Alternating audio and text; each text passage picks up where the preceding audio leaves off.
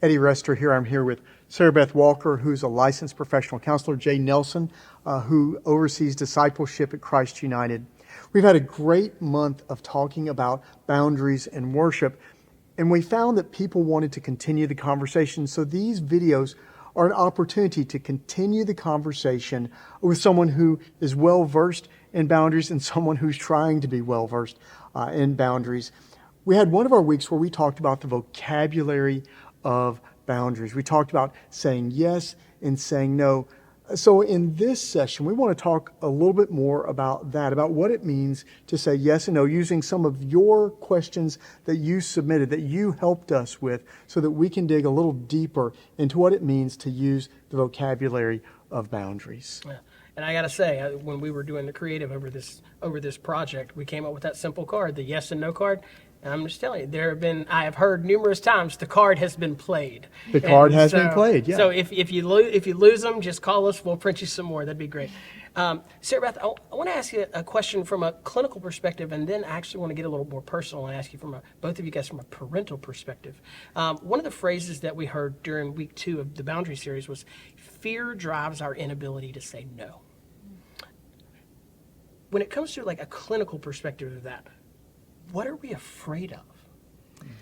That is a multi-level question for Yeah. sure. I think on the surface, I mentioned this in the first one, but just our fear of upsetting other people. Mm-hmm. But then I think about in my clinical setting that I'm in, that so many of us have our stories, our lives that have different traumas in them, or have relationships that have been broken throughout the years, or that have there's been role play out in front of us that makes people very fearful to say yes or to draw the boundary because of fear of how maybe their parental figure what they will do to them or say to them. And so that has very many levels, but in a nutshell, I would say our family history really plays a big role in it, how you grew up and the traumas that you've experienced. And trauma does not have to be a big trauma like A you think disaster, of. right. No. I actually look up the definition in my office, and it is anything that is basically anything that bothers you, that causes some type of emotional turmoil inside of you. Yes, it can be a smaller trauma, but that is, along those lines. So I think one of the other things about fear is that in this day and age we live in, it's the fear of missing out on something. Mm-hmm. Yeah. And so there's fear of response of people, but there's also this fear of, if I don't do this now, will I ever get to do it? If I don't do this now and other people do, what have I missed? And so we live in this culture where we get to see what everybody's doing, the vacations they're taking, the jobs they're getting. And there's just this real sense, if I lay down a no, this opportunity may not come back again for me, for my kids, for my family, even if it's going to be a costly yes. Is it ever going to come back? And that's a real fear for people. Sure. I think it's in our life, right? I mean, raising 3 kids, like, I can make it personal for me. I think there is, I always go back to the example of, like, I played baseball in the park, right? And I love baseball, and I played all the way through. And if I could have played in the majors, I would have. Instead, you're sitting here. Right, that's right.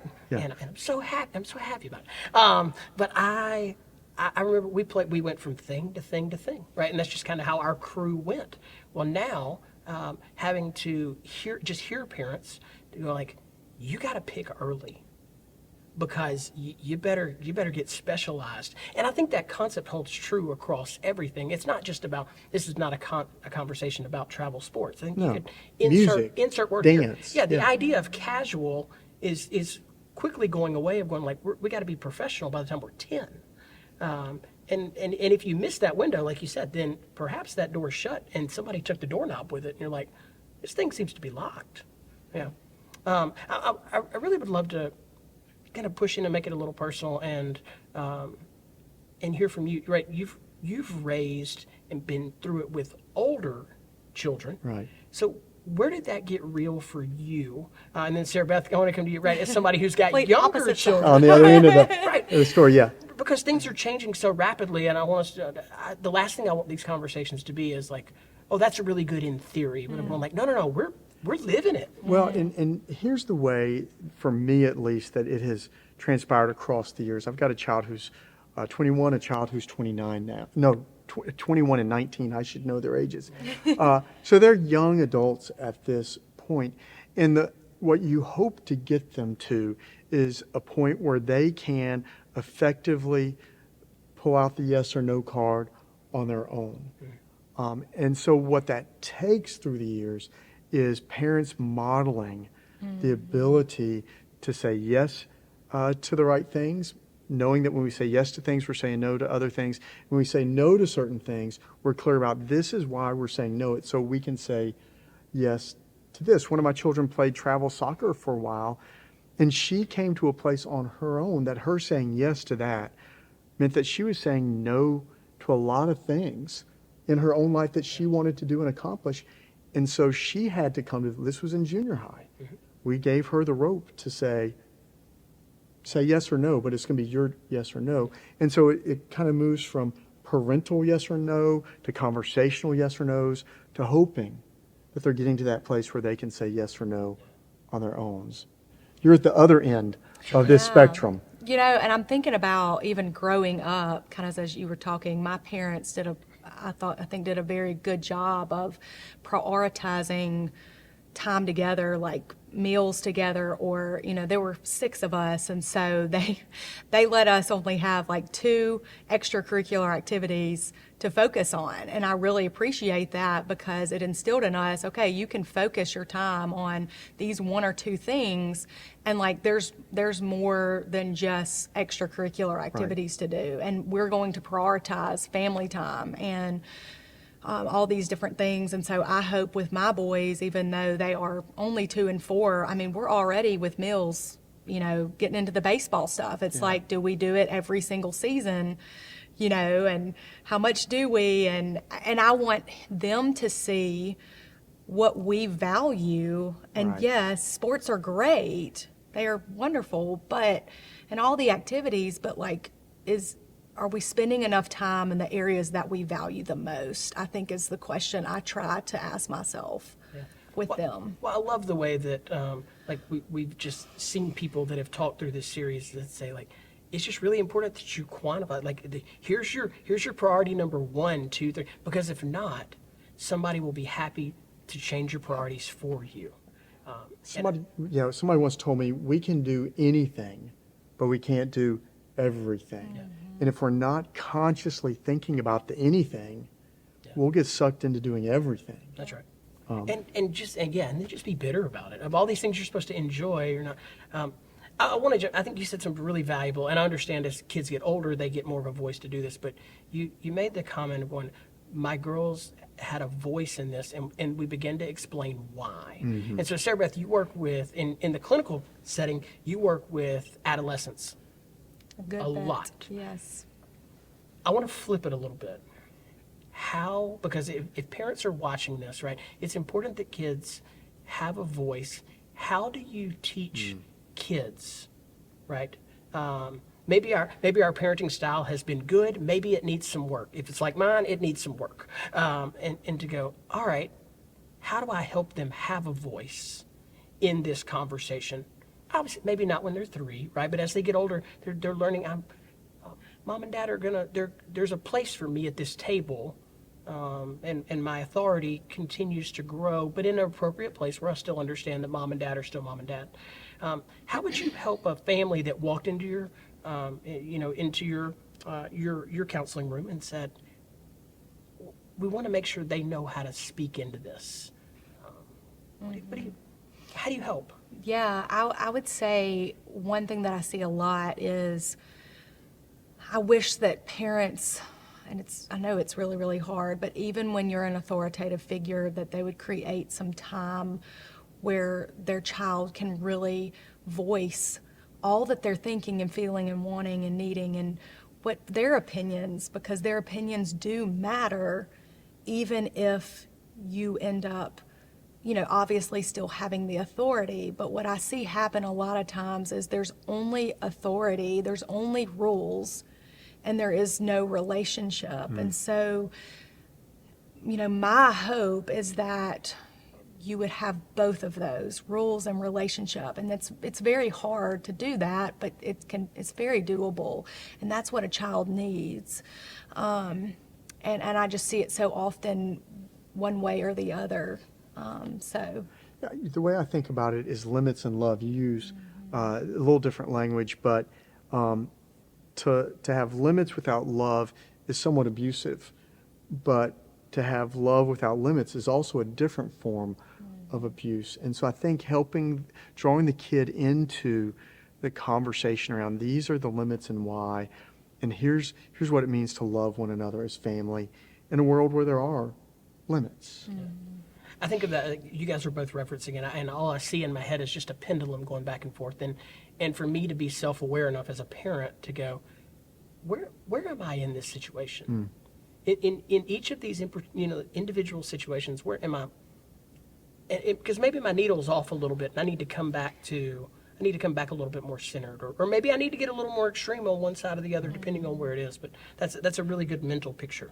I will say this too, this just came to mind, and I may have said this before, you can validate your child wherever they are at, validate where they are, their emotions, all the things, and validate them. You don't have to come back so quickly and say, but this is where I need you to be, or whatever. There's going to be time for that, but sometimes they just need to be validated where they're at. So. And the thing I would add to that as well is, if you're thinking about teaching your children, the scripture talks about raising up your children, and you want to raise children up to be able to express themselves so that they can say yes and no one day on their own.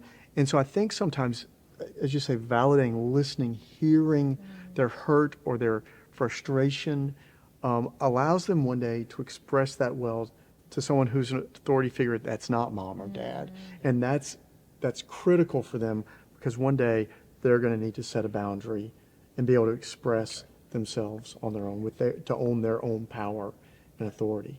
I think of it on the other side too, of working with teenagers for so long, that sometimes I've encouraged them when they need to have a hard conversation to go into it and preface it with what we already know to be true, of going, hey, mom and dad, at the end of the day, it's going to be what you want. I'm acknowledging that, of going you are holding more of the cards than I am. But I'm just wondering if it would be okay if I hold 2 or 3 of the cards, just to say, hey, here's where I am, here's why I'm there. And maybe it's, and I've messed up. Or I really thought I got that one right. I know we're disagreeing, but I didn't do it in a bad way. I really did that. I thought in that moment, I thought I was making the best decision that I knew how. I realize now it kind of stunk, but that was the best I could do at that point. Let me close with this, and then really, when we talk about your best yes, and sometimes your best yes is a no for some people. If we stopped, right? If we stopped, what would we find on the other side of good boundaries? What would we find on the other side of good boundaries if we just went, whoa? What do you think? This makes me think of, I had a professor in school that we used to go into her office all the time and cry because school was so hard. And I've always said that she had the absolute best boundaries, because you knew she was the most compassionate person when you would walk in, but you knew she just had her boundaries of how long, things needed to be and that sort of thing. But I always, you said something in your sermon one day about the most compassionate people, have the best boundaries. And she is one of the best counselors, in my opinion. And I think that's because she has the best boundaries. And so I would say this to say, I think that it allows you to love that other person in the most, I almost think of this word fierce way, just very deep, fierce, intentional way. I felt like she was the most intentional person, and she would just listen to me, and she had that to give to me because she would carve out time particularly for people. I think on the other side of healthy boundaries, what you find is the ability to love fiercely, to love honestly. You step out of resentment and pressure. Yes, resentment. You step out of that because sometimes the people who are close to you, because they cross those boundaries, you're having to carry a load for them that's theirs, or they're asking you to, and you just build up this kind of frustration. But when you have boundaries, what you're doing is you're able to love honestly because those frustrations and that resentment aren't allowed to exist. I have found myself many times in a place of some resentment, and I've had to ask myself, wait, is this really my problem? Because I didn't draw the boundary. So Yeah. Sure. Well, let's ask some questions that I think might be helpful. Again, right, the goal is to have good conversation, but to also take this from the pulpit down to the house, right, to the ball fields, to wherever it is. So as you think about a yes and a no, right, of those good boundaries, what's a question that you might leave our friends with that might help them continue to grow in their ability to set their boundaries? I think for me, it's think backwards, learn from your history. What's a yes that you said that you regret having said, should have been a no? And what led you to say that yes that should have been a no? That's good. I think that learning from ourselves, our mistakes, is helpful. yeah, I'm just going to go back to the resentment piece. Like, maybe because it's so personal to me, I think when you notice a negative emotional reaction to someone because of, you needing to go somewhere or not go somewhere, whatever thing you were going to go to, and it's coming up in you, just ask yourself, what is it about? What's going on with me right now? That maybe it's more about me than this other person. That's good. So we're in this idea, right, with setting boundaries, going, what's your best yes?